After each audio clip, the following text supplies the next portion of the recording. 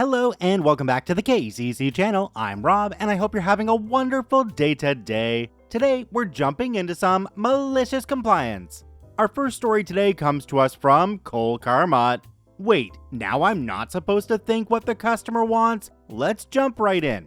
So 2 malicious compliances in 2 weeks, new record for me. This can serve as a sequel to my previous malicious compliance as the cast and the premise is the same, just reverse. As a quick catch-up, I work at a printing hub as a print and copy expert, working with the machines to get them to print, setting up files, and quality checking things before they come out. It's a pretty laid-back job, and I really enjoyed the technical side of it, not so much my coworkers, however. Don't get me wrong, however, I have no doubt they are good people, but I feel that they have settled into the job a little too much, and every little change gets them riled up. And then there is my manager Kay, who is a good person at heart, but recently, stress has been causing her to take it out on the employees. I stick with it because up until now, she has been good. She at least deserves for me to stick through a stressful moment, especially coming into holiday season. Anyways, the incident. 3 days ago, I was working with the big color machine printer. A rather large job came in for 200 books. This particular job was a rush order and needed to get out the same day, and the value of the job exceeded over $2,000.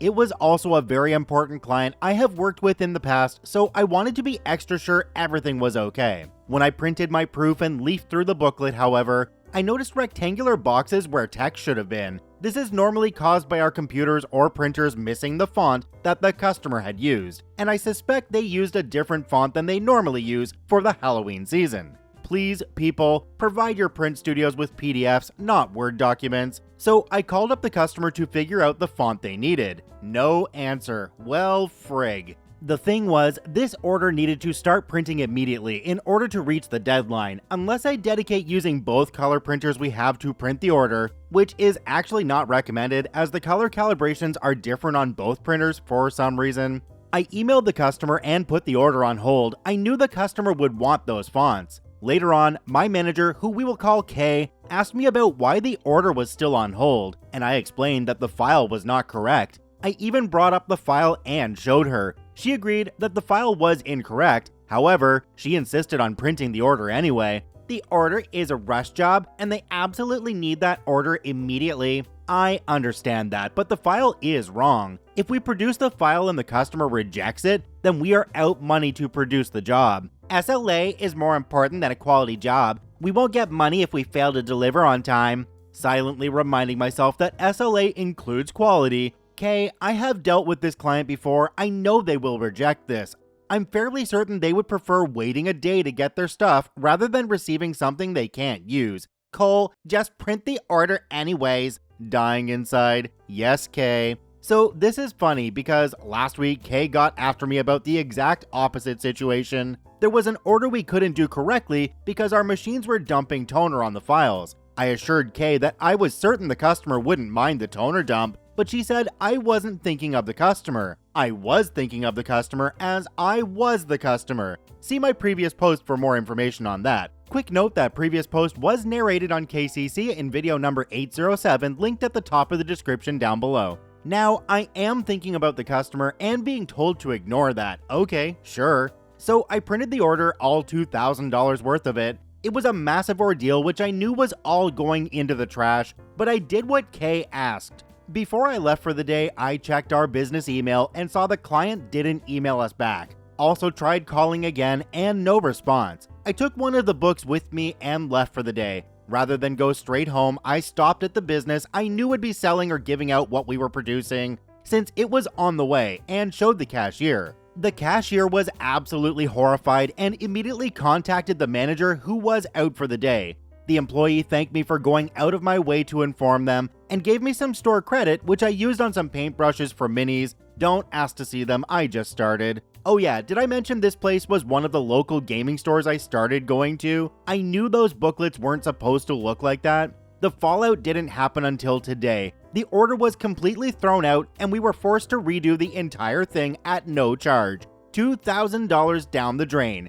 Kay, for the first time I can recall, tried to throw me under the bus when head office asked us what happened, but my coworker supported me and I pointed out on the job ticket that I had actually failed the quality check. I had no idea how that order went to shipping. I don't know what has gotten into Kay lately, but she has been extremely off. Before people start offering advice on how to proceed and such, I have already started recording situations like this and other odd occurrences happening around the facility and advising my coworkers to do the same. Also updating my resume just in case. I really would not rather leave this job, but better safe than sorry. OP mentions in one of the comments down below that Kay normally takes responsibility for her actions, so something feels really off and like she's a different person.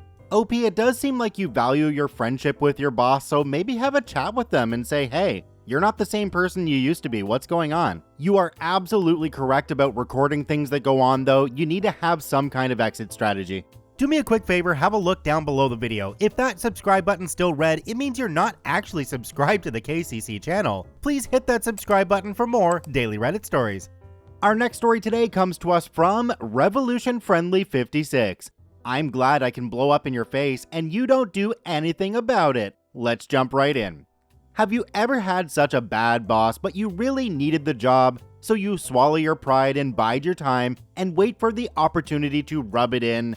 A few years ago, I had a female boss, let's call her B, who does not believe in leading by example since she leaves by 2:30 or 3 p.m. each day, but preaches in our weekly meeting about how great her leadership is. Not only does she never give 40 hours a week as the head of the company, I often walk by and see she's doing personal stuff during work hours. As you can imagine, this is a failing business that still pays its bills via prioritization of terms and due dates, but has at the helm the most incompetent leadership team who got there via nepotism. I came to the conclusion each of them are incompetent because of the logic of many individual actions that's turned out badly more often than not, and the sheepish mentality of the collective. Yes man instead of the voice of reason they are supposed to bring. Often, I would voice my concerns at certain direction of some of the policies or actions being undertaken, and the boss would blow up in my face, privately or in front of others. So many times I just wanted to get up and say, that's enough, I quit. But I keep calm, and sometime later she would come by again and say we work so great together because we can have disagreements and she can blow up in my face and I don't say anything. Oh, just you wait.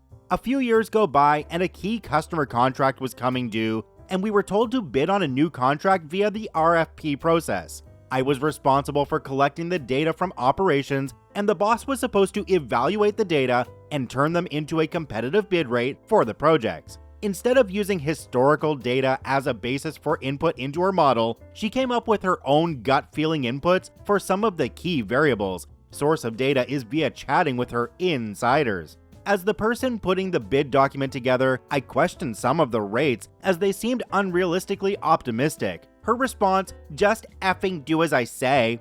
At the very least, I wanted to make the bid document look pretty and polished, so I actually spent a lot of time outside of office hours working my butt off to make sure we got the tables that align perfectly, everything is spell checked and sounds nice, and next Monday I showed her the final product. She's like, why did you bother making it even nice looking at all? Look at the customer tender doc they gave us, it's full of mistakes. I can't believe what she said. She also said because I did this without asking her first, basically it was a waste of time, I wasn't going to get time off in lieu. On the last day before the RFP submission deadline, I final checked the documents and rate sheets and remember what she said about do as she effing says. Knowing full well we will probably get the contracts for the projects we underbidded, I said nothing more. Sent. I was there for the big celebration for winning the major contracts. I was also there when reality sinks in that they will be losing money for the next several years.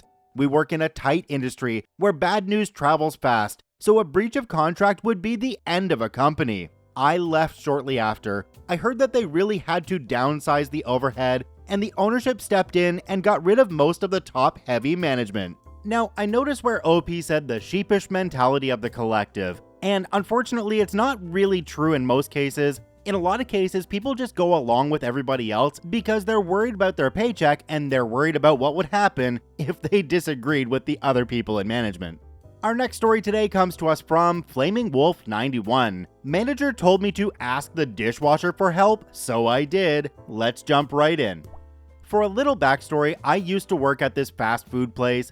The manager never did their job and let it fall on everyone else. For many different reasons that would take a whole other post to mention, I decided to quit. When I turned in my 2 weeks notice, the manager ripped it up and threw it away. Then went on about how they were so upset that I decided to leave. They usually took it personally when someone quit. 2 weeks later, I'm working my last day. The manager scheduled me to close and do deposit for my last night. Usually, there are 2 cashiers, 2 runners and baggers, a dishwasher, and at least 3 people in kitchen, plus a shift leader, me. My last night, the manager scheduled the 2 cashiers, 2 runners and baggers, and the dishwasher. However, only scheduled 1 kitchen worker and me. I called to request online ordering be turned off, which was normally done when we occasionally had less than 3 kitchen workers. The manager would sometimes just cut it off when they didn't want to do a lot of work that night. However, the manager denied my request because they would get in trouble. I complained that there's no way we could do all online, dine-in, to-go, call-in, and third-party orders with 1 kitchen worker and me, who had to deal with customers, system problems, help in the kitchen, and supervise the other workers. The manager told me that if I needed extra help when the orders got too backed up, to call the dishwasher up to the lines to help for a minute. Good idea. I pull one of the runners into the kitchen to Expo and have one of the cashiers rotate between the register and running when the runner needed help. I asked the dishwasher to come up to the line to help at about 6, and we were slammed until closing at 10. We had been 30 minutes behind on orders all night, so the dishwasher did not get to any dishes that night. I go to do deposit, and the dishwasher starts walking towards the 3 sinks full and floor full of dishes in the back. I ask what she is doing, and she answers that she's going to do the dishes. I tell her that her shift was over and she could go home. She says that she doesn't want to get in trouble for the dishes. I tell her that the manager said I could call her up when I needed help and that I needed her help all night and not to worry about it. If the manager said something, to say that I told her not to worry about them. What are they gonna do? Fire me? She leaves. I finish deposit and leave the 3 sinks full and floor full of dishes and go home. Never heard a word from the manager about the dishes. I asked the dishwasher about it and she didn't get in trouble for it because it was my call to not do them. For the record, the manager has left sinks full of dishes multiple times on the nights they closed if someone else was opening the next day. I knew the manager was opening the next day after my last shift, so payback? After trying to make my last shift a disaster out of spite, I made the manager's morning a disaster by having no dishes to open with. Okay, good story and all, but I'm still stuck on the fact that they let an outgoing manager on their last shift work the evening shift and be responsible for the deposit when they leave the store. What? That never happens. Our next story today comes to us from Show Me the Beaches. My supervisor told me that he won't pay me for the time I spend completing the yearly learning modules required for my job. Let's jump right in. I'm an RN and I work 2 jobs. At this one particular job, I work PRN as needed, and my last scheduled day there was over a week ago, in anticipation for my baby that is due any day now. Another key detail, pretty much everyone who works at any healthcare facility needs to do learning modules that need to be completed and typically redone on a yearly basis, on topics including HIPAA, sexual harassment, active shooter situations, bloodborne pathogens, etc. My supervisor texted me today to say that 1. I needed to complete my assigned learning modules by the end of this month, and 2. He wants me to send him my transcript after I've completed the learning modules. Admittedly, I could have completed them earlier, but I forgot. So okay, I can do that now, but I ask him how I'll get paid for the time I spend on the completion of those, since the only way I get paid is by physically swiping a badge to clock in or out using a time clock on site at that healthcare facility. He tells me I won't get paid for the time I spend on completing those,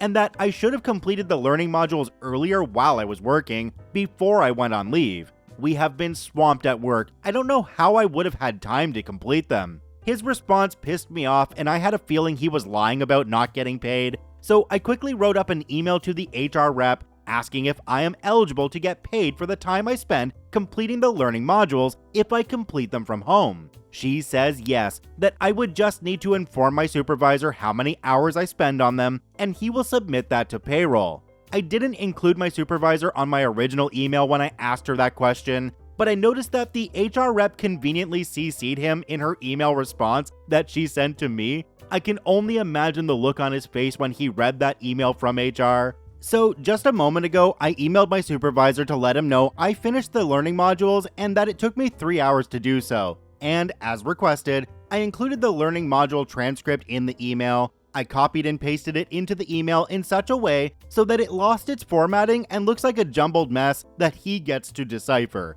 That's what he gets for trying to screw me over from getting paid. I would have made doubly sure that I CC'd the HR person when I sent that email to the supervisor. You know, just making sure there's a little bit more accountability there. Our last story today comes to us from Dorian Tallis. Short and sweet, city folk come at the farmer. Let's jump right in.